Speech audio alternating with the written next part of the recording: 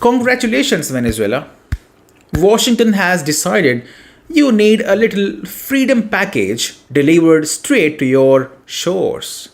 And it is not flowers and chocolates, it's a full US naval armada. Missile destroyers, a submarine, three amphibious ships, over 4,000 marines and sailors, plus P 8 maritime patrol aircraft. When America says it is here to help, it usually arrives with guns, missiles, and a lot of excuses. Trump's official line, he wants to combat, and I quote, narco-terrorism. Sounds noble, right? But look at those preparations. This is not a war on drugs. This is a war on Venezuela, specifically on Nicolás Maduro. Just weeks ago, Trump even slapped a 50 million bounty on Maduro's head. Now, Maduro is calling it out. He told lawmakers this, I'm quoting, what they are threatening to do against Venezuela, regime change, a military terrorist attack, is immoral, criminal, and illegal. And he's not bluffing either. He's mobilizing 4.5 million militia members across the country, getting ready for whatever Uncle Sam sends his way. Let's be real. This whole drama has nothing to do with this drug trafficking. The US is staging a regime change operation. Now, question is why? Because Maduro dared to steer the country towards Russia and China. That is his real crime. Earlier this year, Putin and Maduro signed a strategic partnership agreement. Russia is building a brand new ammunition factory in Venezuela. The plant will churn out 7.62 rounds right in the Western Hemisphere, defying US sanctions. Now remember, in the days of Cold War, Moscow gifted weapons to allies. Today it cuts smart deals, letting countries produce Russian-designed weapons under license. Now that is what is happening in Venezuela.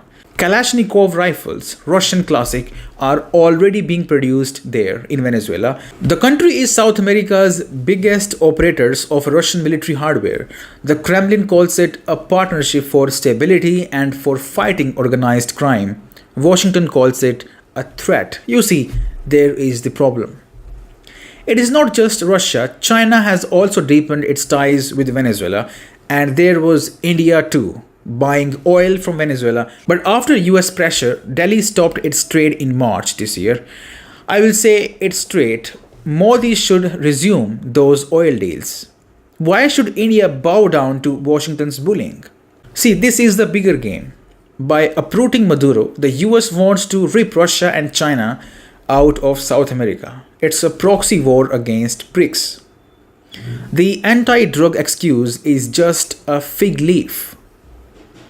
And notice, every time a country refuses to kneel before the US, it suddenly becomes a narco state or a threat to democracy. First Iraq, then Libya, then Syria, now it is Venezuela's turn. So let's drop this pretense. This is not about cocaine shipments. This is about crushing a sovereign, oil-rich nation because it dared to chart its own path. It is about stopping Russian and Chinese influence in America's backyard. It is about telling the global south that you have no right to choose your partners. Maduro knows it, Putin knows it, Xi Jinping knows it. And if this reckless move spirals, Washington might learn this hard truth.